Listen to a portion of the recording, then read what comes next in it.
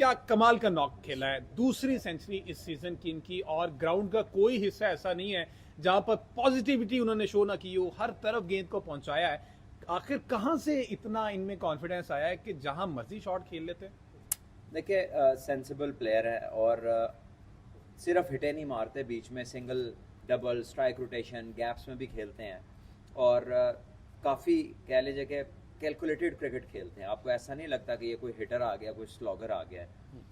PSL की तेज तरीन century का रिकॉर्ड भी इनका है। बिल्कुल। और 96 इन्होंने पिछले मैच में किया था गालिबन, और 106 नॉट आउट इस मैच में किया है। सो आउटस्टैंडिंग उनकी कह लीजिए कि परफॉर्मेंसेज हैं, जो स्टैट्स हैं उनके, और एक बहुत ही कॉन्फिडेंट यंग मैन नज़र आता है जब वो क्रीज पे खेल रहे होते हैं। लेकिन हमने उस दिन भी इनका जिक्र किया था कि इन्होंने हर किस्म की मार खाई है यहाँ तक पहुँचने से पहले, और एक रफ प्रोसेस से गुजरे हैं जहाँ पर किसी ने समझ लें कि इस काबिल नहीं समझा कि इनको खिलाना चाहिए, और फिर तंग आके ये यूएई गए, वहाँ जाके कंपनी में इन्होंने जॉब की, उस कंपनी की क्रिकेट टीम से खेलते रहे, और करते कराते फाइनली इनका जो कह लीजिए कि इनको लीग में जब ब्रेक थ्रू मिला, वहाँ एक बड़ी परफॉर्मेंस आई, फिर और लीग्स ने लिया, बीपीएल खेले, आईएलटी खेले, क्योंकि वहाँ पे एक रूल है कि यूएई के हर टीम में लोकल 2 प्लेयर ज़रूर होंगे आईएलटी में, तो उससे इनको बड़ा एडवांटेज मिल जाता है कि इनको जगह मिलनी है, इररिस्पेक्टिव ऑफ के कोई और है या नहीं है इनसे अच्छा, ठीक है, 2 बंदे खेलने।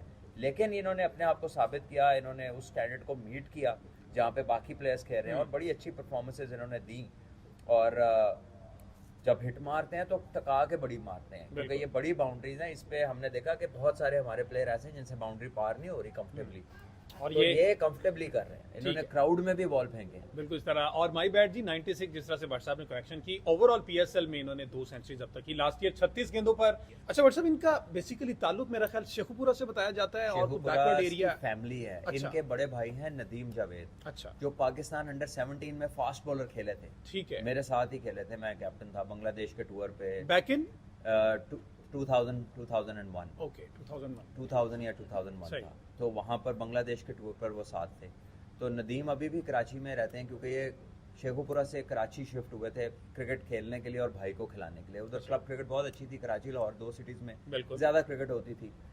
तो बहुत मेहनत इन्होंने की, और बहुत सी सख्तियाँ काटने के बाद एक कह लेंगे एक proper hard and tough battle ground से गुजरने के बाद वो हीरा जैसे तराशा जाता है, या सोना जब बनता है, वो कुंदन की जो सारा प्रोसेस है कि वो जितनी हीट से गुजरता है, तो ये सारा वो केस है। इजी कुछ नहीं मिला है। एग्जैक्टली। अच्छा, और सेकंडली इनका जो बैकग्राउंड है वो आप टेप बॉल वाला है या प्रॉपर हार्ड बॉल क्रिकेट से इन्होंने?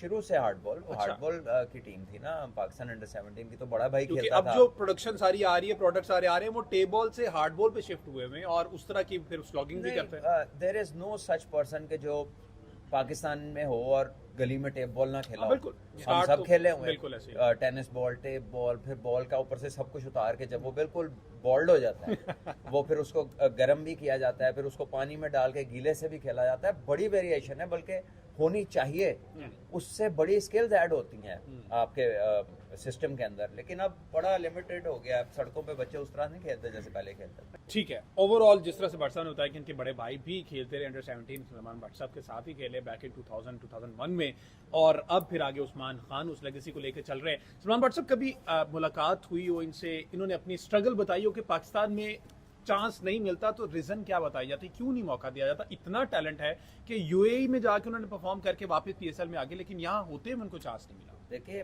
बेशुमार प्लेयर है, ये तो बात बेशुमार प्लेयर हैं जिनको मौके, ये तो फिर लकी हैं कि उधर जाके मौका मिल गया। कहीं उधर जाके भी बेचारे जॉब्स ही करते रहते हैं, और उनकी जिंदगी के हालात कुछ इस तरह के होते हैं कि वो नहीं ब्रेक थ्रू मिल पाता। और इसी तरह इमरान ताहिर भी गए थे, बिल्कुल ठीक है, और भी बहुत सारे प्लेयर्स हैं जो गए अभी यूएसए में पाकिस्तान के।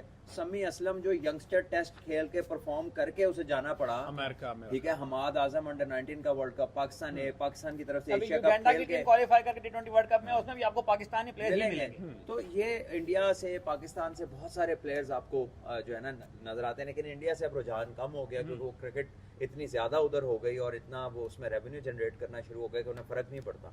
लेकिन यहाँ पर अभी तक है। लेकिन coming back to the game, similarity क्या है रिजवान और उस्मान की बैटिंग में और रिजवान और बाबर की बैटिंग में? ठीक है, पार्टनरशिप बिल्डिंग का तरीका आता है रिजवान को। आप देखें कि जब उस्मान खुला खेल रहा था तो रिजवान ने उसको मुकाबला करने की उससे कोशिश नहीं की कि अगर इसने छक्का मारा तो मैं भी मार दूं।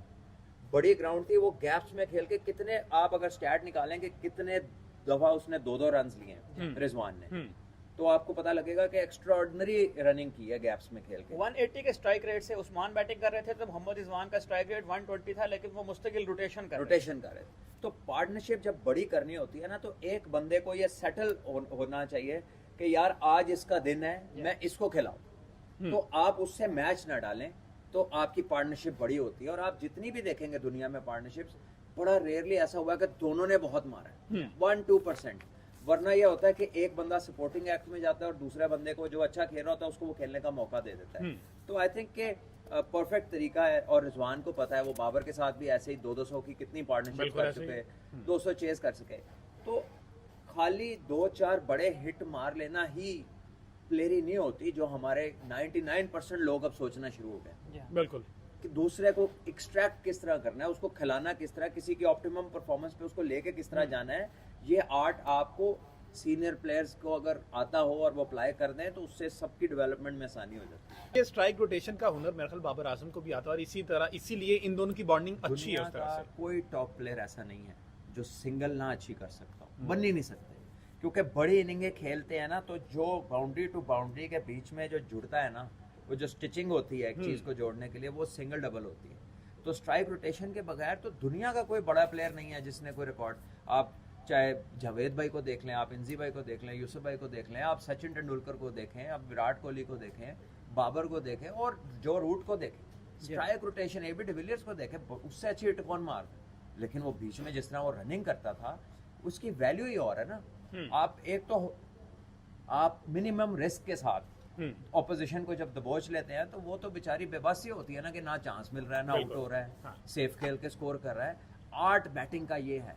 हमने जो बैटिंग की प्रोपोगेशन शुरू की हुई है ना, कि सिर्फ गेंद हवा में रहे और गर्दनें यूं रहे, बस उस बात पे हम ज्यादा मार खा रहे हैं। फिर कबूतर उड़ा रहे हैं या गुड्डी उड़ा रहे हैं, उसमें ज्यादा बेहतर आइडिया बेहतर रहेगा। अच्छा, एक सवाल था क्रिकेट फैन का, जिस तरह से अभी स्ट्राइक रोटेशन की बात हो रही है, एक बाउंड्री के बाद एक अच्छा बैटर सिंगल क्यों कर लेता है? ठीक है, इसके पीछे क्या रॉकेट साइंस है, और कमेंटेटर उसकी इतनी तारीफ क्यों कर रहे होते हैं कि प्रॉपर वे है, आपने बड़ा हिट खेला, छक्का चौका मारा, उसके बाद आपने स्ट्राइक रोटेट कर लिया, आप सिंगल करके आ गए, इसके पीछे क्या लॉजिक होता है? देखिए, इनिंग्स को, यही तो अभी बताया मैंने, इनिंग्स को अगर आपने बड़ा करना है, पार्टनरशिप को डेवलप करना है, तो बाउंड्रीज के बीच में आपकी मर्जी है, या आप डॉट बॉल्स खेल के अपने ऊपर प्रेशर बिल्ड कर लें, या आप सिंगल करें और बॉलर को कहेंगे चलो अब इसको बॉल करो। बॉलर को रेगुलरली एडजस्ट करना पड़ता है। हर बैट्समैन एक तरह का नहीं होता, कभी राइटी लेफ्टी, जैसे कल उस्मान मार रहा था, ये गैप्स में खेल रहा था, तो बॉलर को लाइन लेंथ हर बॉल पर एडजस्ट करनी पड़ती है। स्ट्राइक रोटेशन पे फील्डर्स को अपनी पोजीशंस बदलनी पड़ती हैं। आप कॉन्स्टेंटली ऑपोजिशन को एंगेज रखते हैं अपनी तरफ, वो सोच नहीं पाते अपने प्लान पर, तो इसके मल्टीपल फायदे हैं।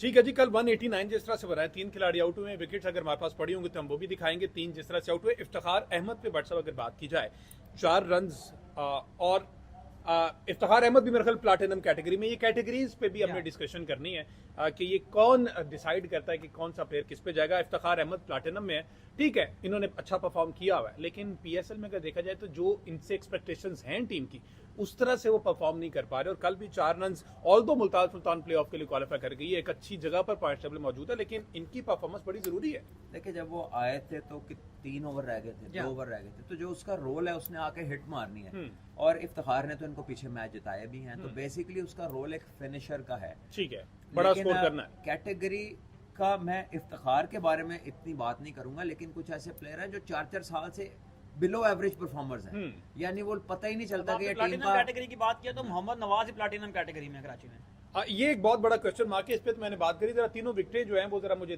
दिखाएं जी, उस पर फिर बात करते हैं।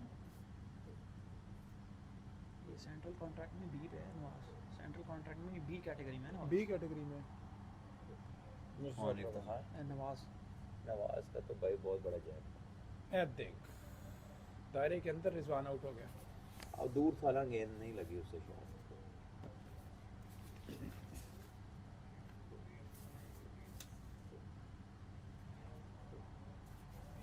चाचा छक्का मारन गया, ग्राउंड बटी है।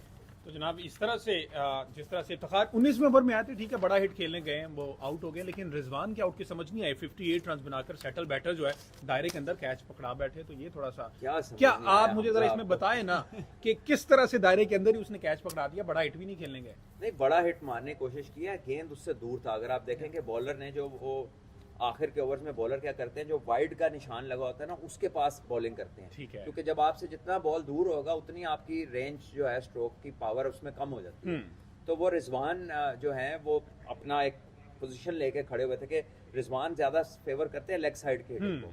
तो जब ऑफ स्टंप से बाहर फुल डिलीवरी होती है तो उनकी वो पावर सेम नहीं है जो लेग साइड की तरफ है, ठीक है। तो वो उसको नहीं मार सके ऊपर से।